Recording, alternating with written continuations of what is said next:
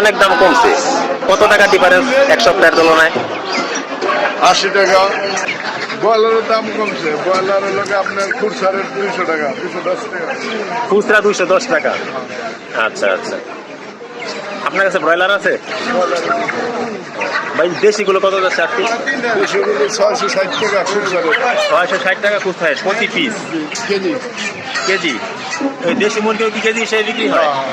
আটের সন্তান পিস হিসেবে বিক্রি হতো, আর কেজি দাম হয়ে গেছে কেজি দামে বিক্রি হচ্ছে না? 660 টাকা কেজি। 660। আচ্ছা ভাই, আপনাকে অসংখ্য ধন্যবাদ।